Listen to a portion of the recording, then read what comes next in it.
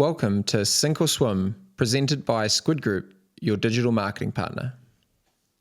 In this podcast, we talk to Lance Eggersglusz from Mass Media about his move from South Africa to New Zealand. From machine guns out the top of vehicles and security guards at your home to growing a business in Tauranga, New Zealand. Hope you enjoy it. You're an excellent. And we're on. Episode 1. How you going? Good. Welcome to the podcast. Yeah, thank you. Thank you for having me. And it's great to be in your mass media get-up here in Tauranga. Yep. Tauranga Palace, that's Yep. what we call it. And how long have you been based down here for now? So we started the business in here, and that was in 2021, in between the two lockdowns. Crazy stuff. But yeah. So since then, 3 years almost. 3 years. And you came. I sense there's an accent, so I have to ask. It doesn't sound exactly Kiwi, but No. My backstory, I was born in Zimbabwe, and my mom was from South Africa, and I grew up in Zim, and when we were 21, and my wife was 20 at the time, we immigrated to Botswana and spent about 6 months there, and then to South Africa. South Africa for 15 years, and then on the plane to New Zealand, and been here for 8.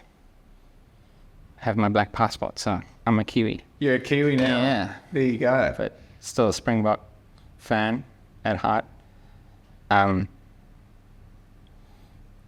But one day hopefully my son will play for the All Blacks and I'll be supporting them. I can do. You'll be like the ANZ ad where they've got the cricket. Yeah, definitely. It's just like that. Oh, I support the All Blacks, whoever they play against, until they play the Springboks. But yeah, so cool. And this is our home now.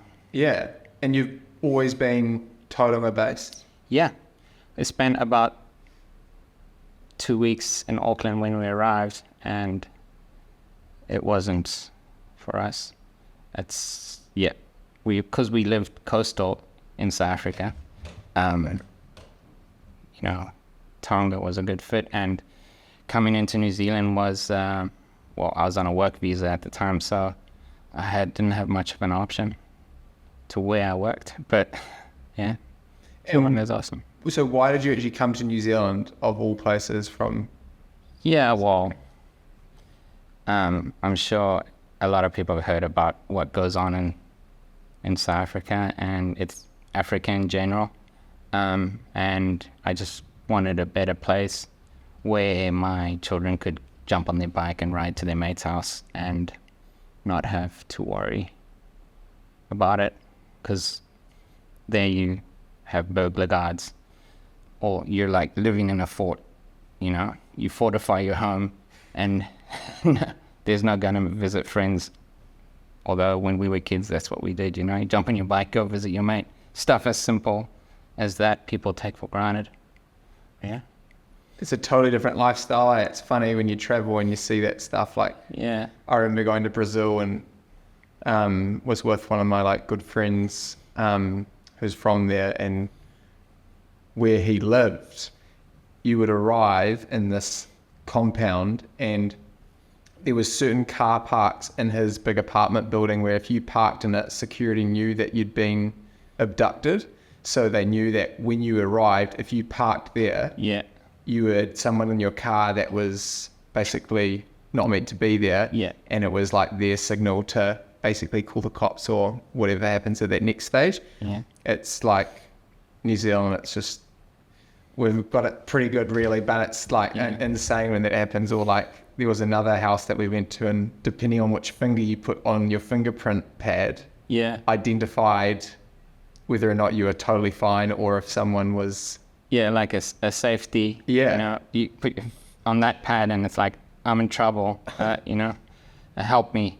Yeah, it's just a totally, I always think about it as there's the general social lifestyle of it. Yeah. But then even running a business in that environment is like so much more complicated. Yeah, it is. It's scary.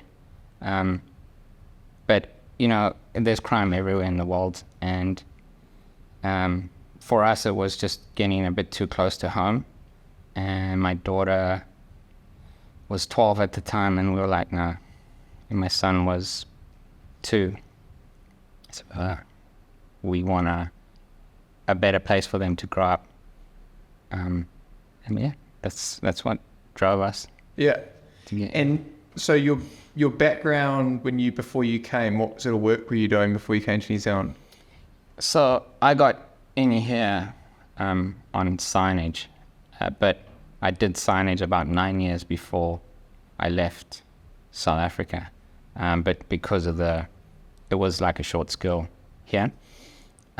So when I got to South Africa, I started at a signage company doing design, but I had done screen printing and cap manufacturing and a bunch of design related stuff in Zimbabwe. Straight out of school. So South Africa into signage, then into an agency where we did design for like the Burj Khalifa in Dubai. So like high-end signage design and wayfinding and that kind of thing. And that's why I started learning 3D. And then 3D kind of evolved into the retail space. So I got a job at a huge printing company in South Africa, probably the biggest in the southern hemisphere of Africa. And they did point of sale stuff for like Cadbury's and Coca-Cola and that kind of stuff, which is what we eventually got to. When I started, we had a team of about 4 guys, 4 designers, and a factory of about 15 guys, and then we ended up with casual staff of 600 people. No way. That's the difference from New Zealand to Africa. It's just, yeah. Cadbury's would order 2,500 stands, but Cadbury's New Zealand will order 250. It's population driven. So yeah, we worked hard, and then I ended up being creative director with somebody else of a studio of about 40 people. And yeah, and you know, I had a good job and I was doing well. Cool. So it was a bit difficult to go back in my career, to come to New Zealand and be a signee, installing signs and designing, but yeah, do what you do. Yeah. And where do you see signage going? Like, because there's lots of different things happening in tech and things like that. Like I saw something the other day which looked really cool for in-store signage, and it was like fully 3D, like the lighting interior of the actual signage itself. Yeah. Looked like you were going into the Matrix pretty much. It was like... Yeah, it's crazy. With the depth you can get from a bit of light and mirrors and that kind of thing, it transform your whole area. Yeah, and it's something that I think we can push here in New Zealand, and that's something that we're looking into. Cool. Should be cool. And so what sort of signage are you primarily doing? Like what areas of like work do you guys I'd say find? Yeah. Yeah. Our niche is event stuff, and new businesses. So just shop fronts, shop interiors, and then with the events, because we do grand format printing, we have the 3.2 meter printer that does billboard skins and speaker banners. So in front of when you go to a concert or a festival, they have those big speaker towers and they drape banners in front of them. So that kind of stuff. That's what we specialise in, I guess. Cool. That's just cool. And the like industry itself, do you feel like there's been much change in that space across like, say, commercial spaces and everything else, like over the period that you've been in New Zealand, or has it been I feel like because of what the world has been through with everything, that people are a little less risky, and I guess to open up a new business, that's where we would benefit on getting a logo design or a new shop front, or we find that there's not a lot of people willing to risk stuff because it's a lot to take without knowing what's coming, but yeah, people are slowly coming around, and we've noticed a growth and like a spark this year especially. We think it's going to be a lot better. Yeah, I guess with New Zealand as well, everybody is waiting for the new government to come in, and yeah.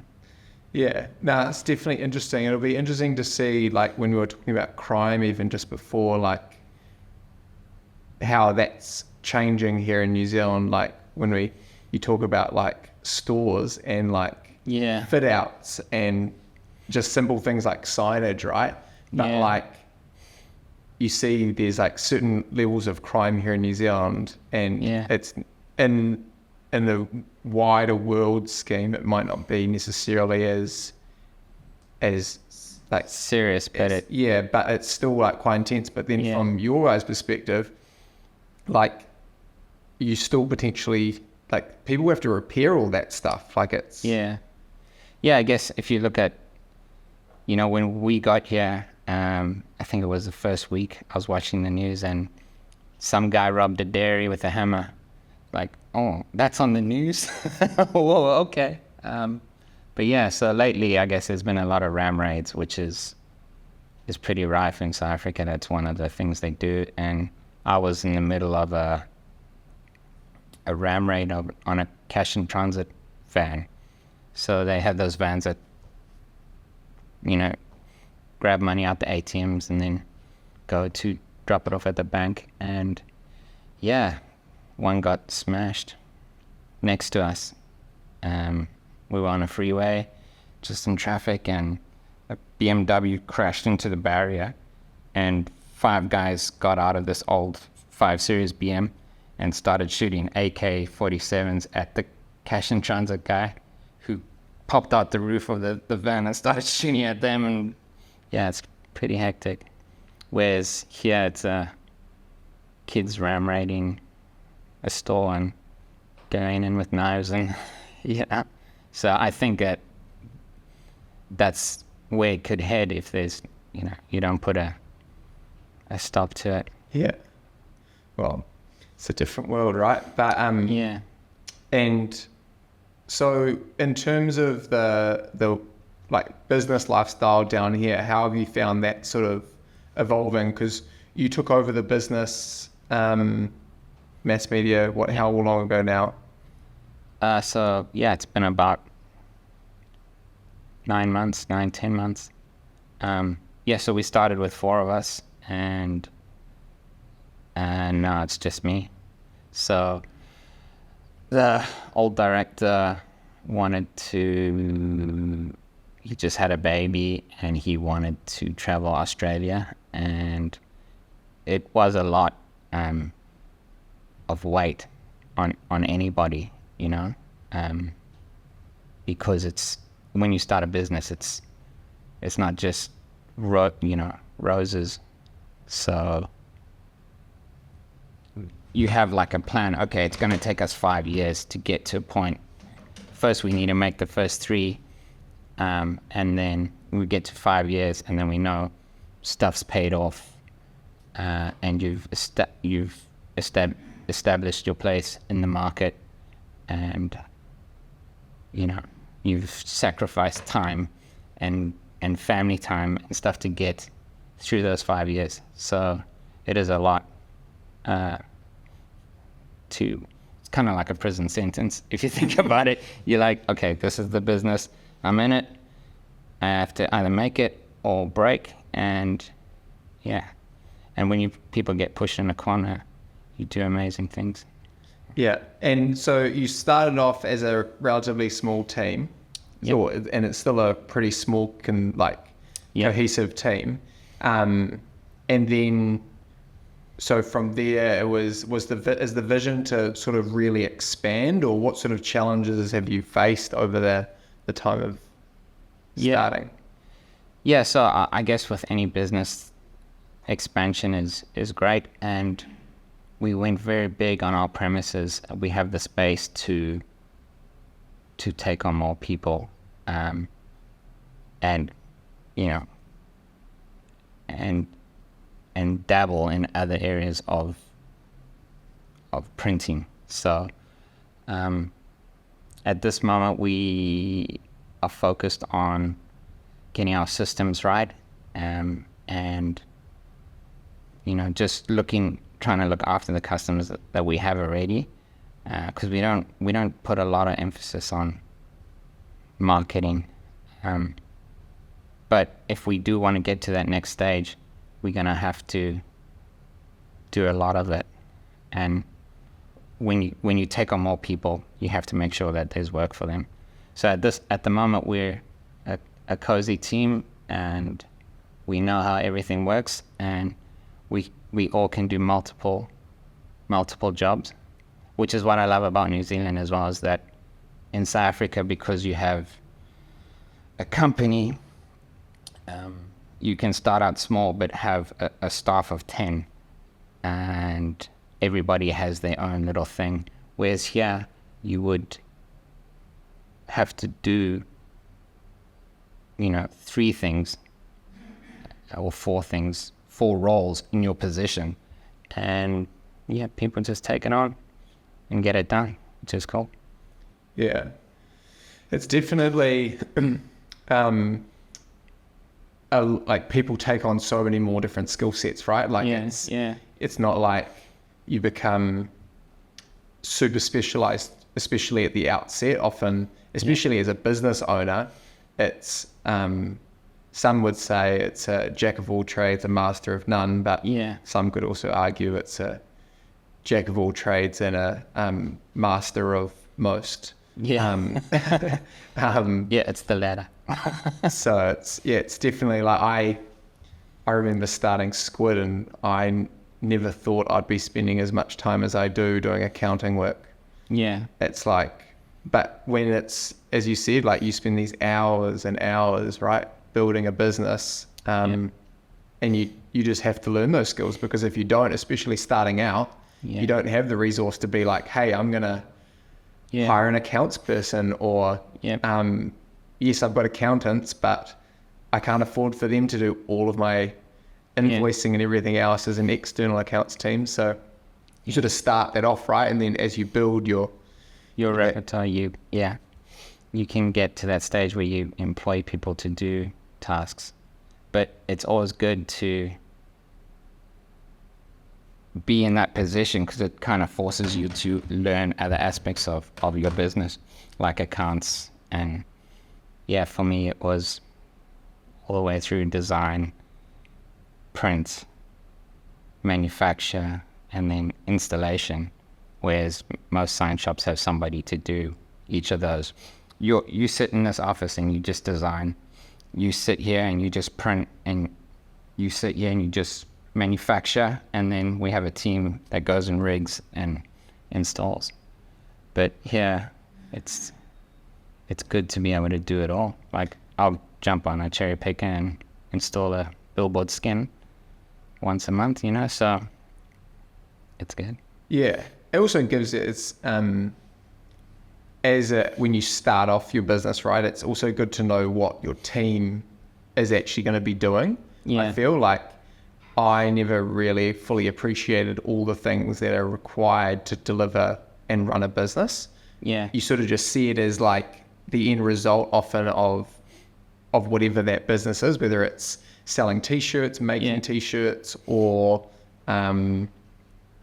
signage, or doing a service, but you don't really fully understand it all. And then I always think it's interesting when you look at a leader in a business, and one which became really obvious when there was a change in leadership at Air New Zealand was the way that the new CEO operates. Like, he will be on a plane waiting, or hostering? What's it? The guy but that walks down the airplane, but basically doing that stuff, right? Yeah. You don't really... It is a like, when we were working for somebody, we always looked at that guy that's running the company as he's done well, he's successful, or who owns the business, and you're like, okay. But then when you become that guy, you realize how much he's had to sacrifice, and he sometimes doesn't earn what his staff earns, and he'll go, months without paying himself. And so, yeah, like the other day, a guy came up to me and said, "You've done well, just big business, very successful." And I just like looked at him and I thought, well, that's what people see you as when you have a business. And it kind of feels good, but in the back of my mind, I'm like, I probably was at a point where I was paying myself less than what you're getting, buddy. So yeah, it's about the bigger picture and getting there. And with mass media, where do you see it sort of going? Do you want to take it nationally, or are you happy growing it within just the Bay of Plenty region, or? Yeah, so our focus for this year is to expand our apparel side, and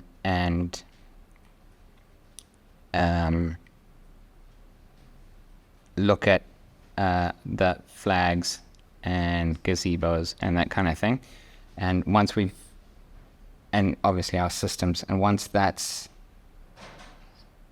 sorted out and in a basket that we know that it's self-sustaining, I do want to look at expanding if anybody was interested. Franchising is cool but hard to manage, and yeah, so I guess it would, there's end goals of that, but not like it's on my fridge, this is what's gonna happen. So yeah, it'll be good. Cool. Just go with the flow. Make sure this one is churning, and then see where it goes. I've seen some pretty cool work that you guys have been doing. Obviously, you've done work for us, but outside of that, you've also done, I can see some pretty cool bags that you're doing down there so it's not just selling, right? Like those bags that I saw, that's more of actually like a functional product that people are using in like kiwi fruit farms and stuff, correct? Yeah, so,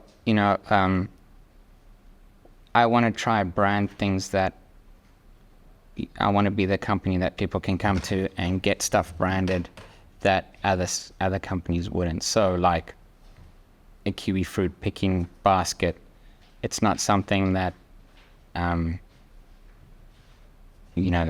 can just look up somewhere that will print these for me, because it's a metal frame on a canvas bag, and there's only certain ways that you can print stuff like that after it's been manufactured. So we want to offer stuff like that, and especially when it's customers that we have done a lot of stuff for, we'll try and go and make sure we can brand. Like if the customer comes and says they've bought this jet ski and they want it to match their brand, like you did, yeah, we'll do it.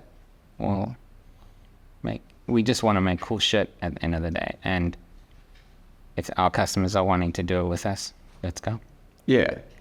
And have you found that as you've grown, because it's been, what, you said 5 years, is it? 3. 3 years. Yeah. So it's been 3 years. In that time, have you found that like your client base has obviously grown, but have you found that there's certain work that you've also realized that's not actually worth necessarily diving into, and you sort of like, actually, we're not going to sort of touch that kind of work? Or do you still find that most work is still profitable across? Yeah, there are jobs that you take on, and because we're a small team, time is pretty precious.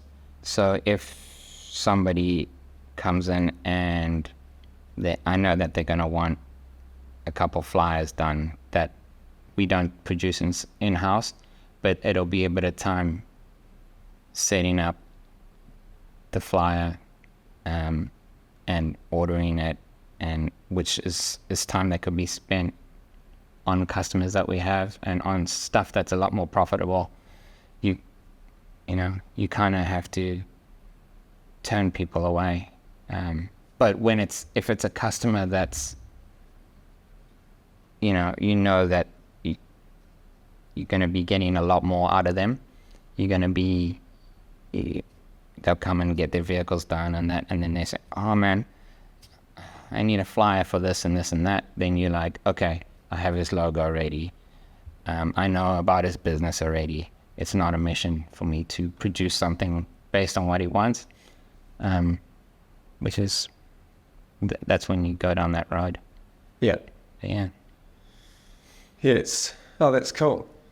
And outside of that, what sports do you play? So I love basketball is my my main thing. I got two social teams here in Tauranga that I run, and we play a league every Monday night, and we practice. We have runs during the week, so that's kind of my exercise, and then gym where I can in between. But with basketball though, I mean, not saying that you're short, but I wouldn't exactly say you're LeBron James. No, I'm not. I personally think I am, but I'm not nowhere near. NBA is definitely not.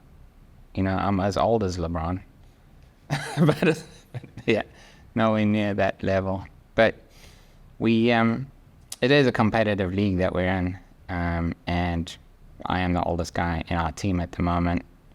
But I still want to get on the court and make an impact, and I want to develop young guys and bring them through the team, and it's the love of any sport. You wanna see growth in it, and yeah, projection. And so with that, then I have to ask: are you a 3-point shooter, man, or are you Mr. Setup, or? I'm a in the paint, rough and tumble, get out my way, give me the ball and get out my way guy.